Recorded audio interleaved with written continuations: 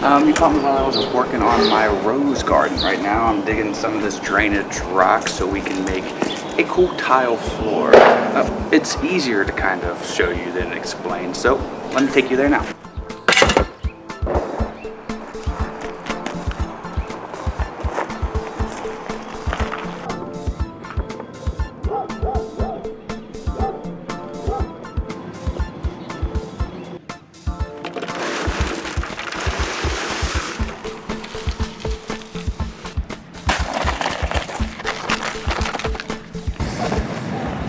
So this is my rose garden at the moment. As you can see, there is a lot of rock. There is going to be sand put on top of this rock, and there's going to be tile on top of it. So we can walk out here and enjoy our rose garden anytime I want or we want. Now, this reminds me, I've been playing this game here, Herbaceous, and I like gardening, as you can see, so this intrigues me, at least the theme here, but the trains are going, so let's go to a quieter place and I'll explain this a little bit more. So this game was sent to me by Pencil First Games. Thank you so much for your support, really do appreciate it. Now, like I said, this theme intrigues me because I am a gardener. I have garden boxes and all kinds of plants around the house.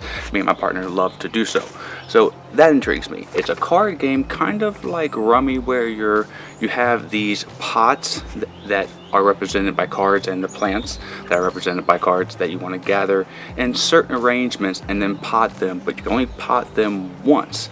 So a bit like Rummy in ways, you want to get pairs, you want to get certain flower suits, and you want to get different plants in different pots. So I like light card games and I like gardening. Hopefully this hits a home run with me, or at least is a good filler game that I'm going to keep around. Well, I gotta tell you a little bit later, but right now, let me show you what comes in this box. Okay, so this is what comes in the box full of cards. Beautiful cards, though. These are the backs of the majority of the cards, and then they have so many different kind of plants. Rosemary, saffron, bay leaves, and lavender, all these different things. We also have, watch out kitty kitty, the point cards that go along with them, and the biscuit, you gotta have the biscuit, and then you have some player reference cards. A few cardboard pieces that keep track of a few things. Nothing spectacular about them. Standard production. Are they linen finish? Yes, they are. Very nice. Okay, so now let me show you how to play with these cards. The game is set up like this. You have your own personal garden and the community garden in the middle. On your turn, all you're doing is taking two cards. You'll put one in your actual private garden and one in the community garden. And you could decide that either to put the first one there or the second one there. Main thing is there at least is going to be one card ending up in the garden. So this is the plant stage. Now, if you were able to do the pot stage, you would do it before the plant stage, which is optional. But the plant stage of doing the cards has to happen every time. So you'll continue doing that. Another person will go and they will put their plants there. And this is kind of a bit like a Rummy or a Gin Rummy, where you're trying to get the points according to the pots here.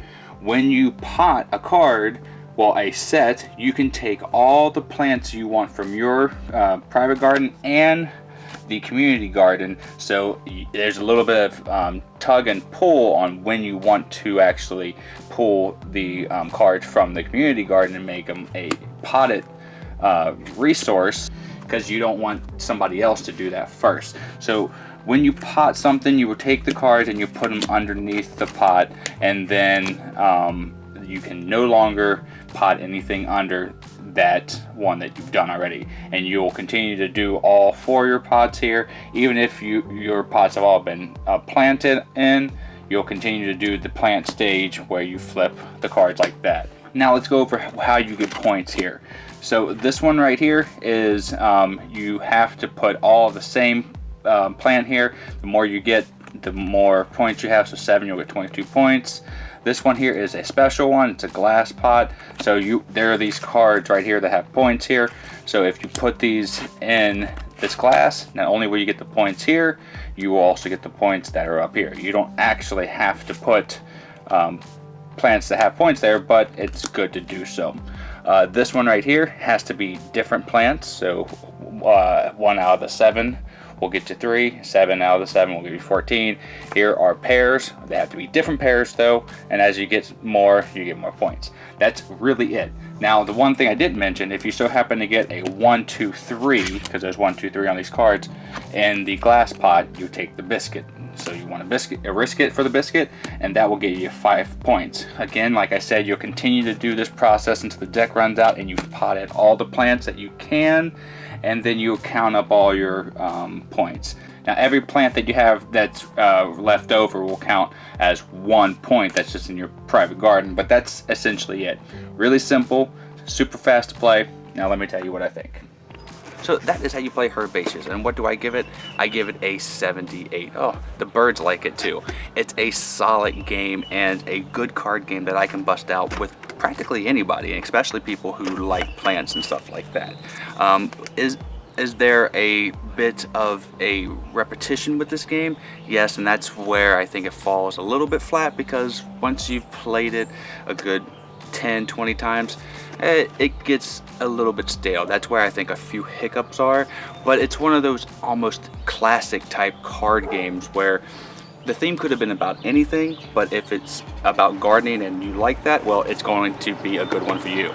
And that both hits with me, and it's not a grandiose game, very gorgeous art, and a small package that you can easily fit on your shelf and keep it for a filler game pretty much any time. I do think this is going to be good for novice gamers, people who are introduced into the hobby, and it is a tug of war, and I like it as a 2-player game especially, but I think a 3-player game and 4-player game, I haven't played that, but 3-player game fared well too, but I like the back and forth of a 2-player game. Will you take the plants and pot them in your pots right now, or should you wait to get a higher score? I was never really too good at the math, so my partner kicked my butt most of the time, but I enjoyed trying out different strategies, and that's where I think the strength is in repeat plays. I think this is good for that, up to an extent. Like I said, I think I played about 12 times, and that's where I felt like I got my fill. It's a filler game, so good for that. Nothing spectacular, but I think a solid one to have in your household, especially if you like card games and if you're a gardener fan like me.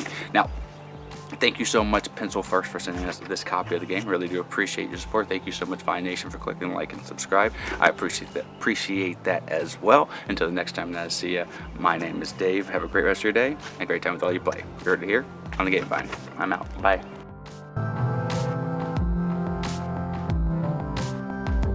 Vine Nation, we love making content here for you on the channel, and we're almost at 10,000 subscribers, so subscribe now and help us out. This video right here, I think you'll like. This video right here, YouTube thinks you'll like. Or you can just sit here and watch me dance as a dinosaur for a little bit longer.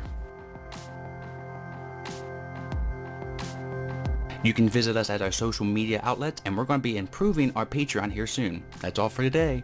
Miko, it's time to go. Good girl, Miko.